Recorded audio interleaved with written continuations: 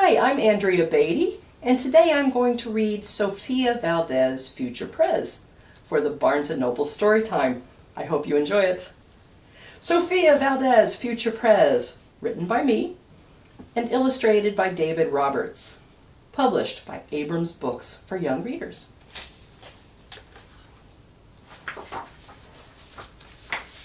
So here's Pup. This is Sophia's dog. Sophia was a baby who got things done, helping her family before she turned 1. Here they are planting a tree. She and Abuelo went out every week to help elderly friends around Blue River Creek who couldn't get out and about on their own, and with no place together, were stuck home alone. Raking the leaves, taking pets for a walk, or just dropping by for a treat and a talk, Sofia Valdez did as much as she could for her family and friends and her whole neighborhood. A dreamer, a doer, a real-life go-getter. Most people like good, but Sophia liked better.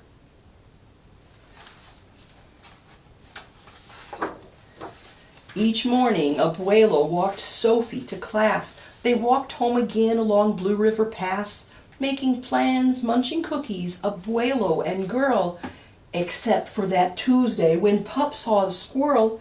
With a howl, Pup took off, racing all through the town, over, under, beneath, and around. Sophia scrambled to try to keep up with the hollering man and the bellowing Pup, who's chasing the squirrel.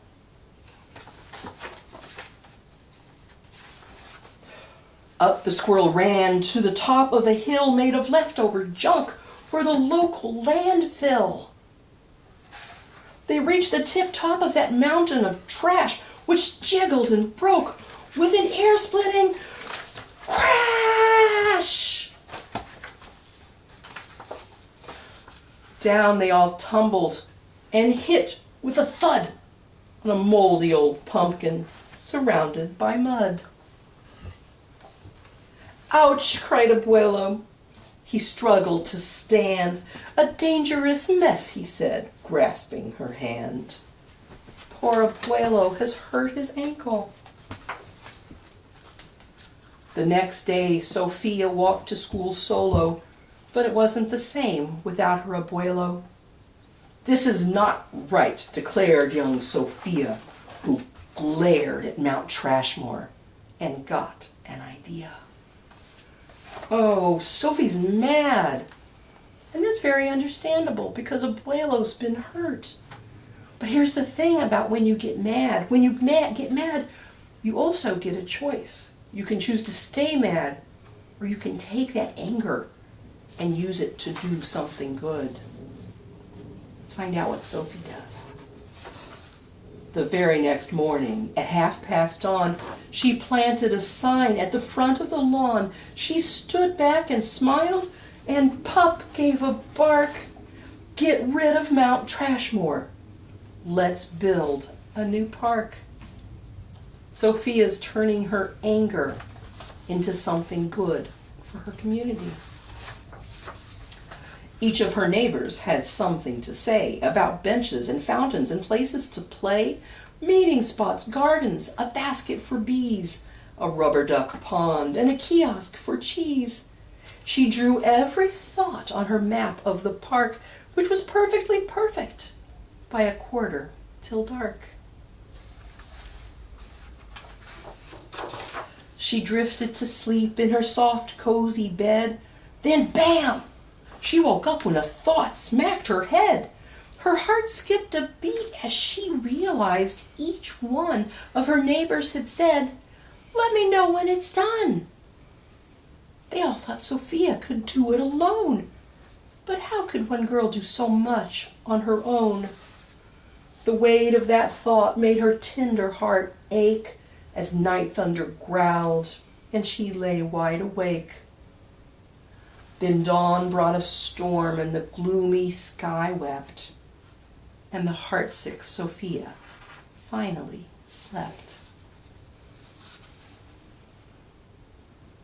Abuelo baked cookies when Sofi got up. He gave her a bagful and sneaked one to Pup.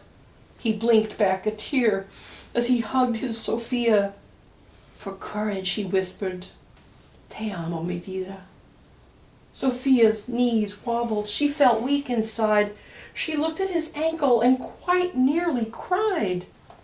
And though she didn't feel brave or courageous at all, Sofia Valdez went to face City Hall.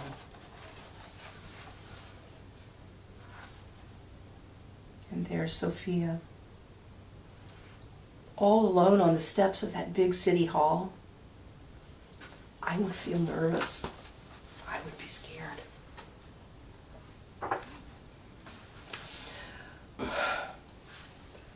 The mayor's office sent her to room 401, the Blue River Creek Department of Fun, which sent her downstairs to room 302, the Office of Duck Ponds and Cool Things to Do, to the Office of Monkeys, the Department of Cheese, the Division of Fountains and Meetings and Bees, then down to the basement so musty and cramped where all the town's papers were sorted and stamped, and that's where the clerk said what no one else did.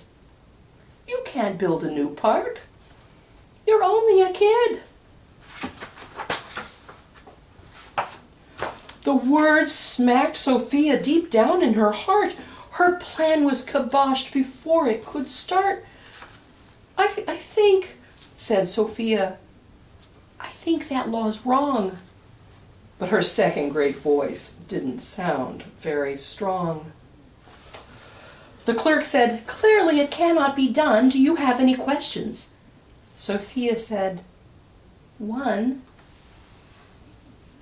if you were me, and if I was you, and he was your grandpa, what would you do?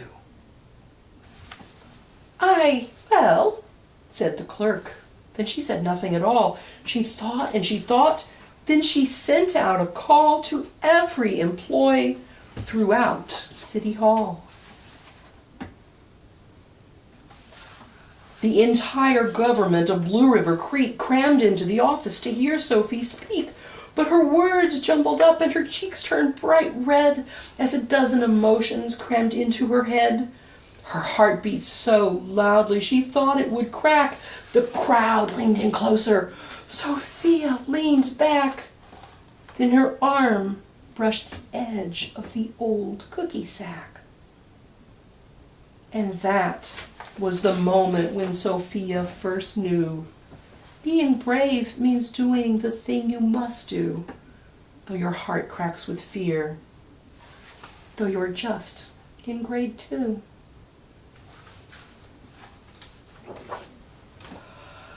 She took a deep breath, looked the mayor in the eye, and though her knees wobbled, she held her head high. Sofia started talking. She spelled out her plan and why it all mattered and how it began. And once she got rolling, she had lots to say about meeting spots, monkeys, and places to play, and other ideas for things they could do to help the town elders and other folks too. She had thoughts on the library and thoughts on the zoo and perhaps a way to combine the two. Look at her plan. There's a kiosk for cheese and a cheese fountain. There's bees and ducks and a library zoo or a zoobrary where the monkeys could learn to read and you could check out a llama if you needed one. And Sofia's telling all of these things when, all right, cried the mayor. Go start a petition. If the town wants a new park, we'll form a commission. And so young Sofia got right to work with some help from her family and Pup and the clerk. Then others joined in, not all, but a few, like Miss Lila Greer and her friends from grade 2. Look, they're all here. Here's Rosie Revere. And there's Iggy Peck. There's Ada Twist, scientist. And up here is Sofia with her cousin, Maricela. and they're all working to get a new park. There was lots to do. There were hearings and surveys and taxes to figure, then bulldozers, cranes, and a blue bigger digger. They all built that park. That's how it got done, with the hard work of, by, and for everyone. But it began with the dream of one person, just one, who laced up her shoes and then led the way to help Blue River Creek get a new place to play. Now every evening till long after dark, the town comes together at Citizens Park. They hold this truth to be self-evident, that Sofia Valdez could grow up to be president. Until then, Sofia, that real-life go-getter, helps Blue River Creek get better and better. And look how hard they're all working to build a beautiful place for the community to come together. And here it is, all done at Citizens Park. And when you create a book, you get to do something very special. You get to decide who you want to dedicate the book to. And that means who you want it to be for, especially for them. And David Roberts and I talked about it, and you know what we decided? We decided to dedicate this book to you. And so we wrote a note just for you. It's right here. This book is dedicated to you. You are braver than you know, and mightier than you can ever imagine. Be bold. Thank you very much.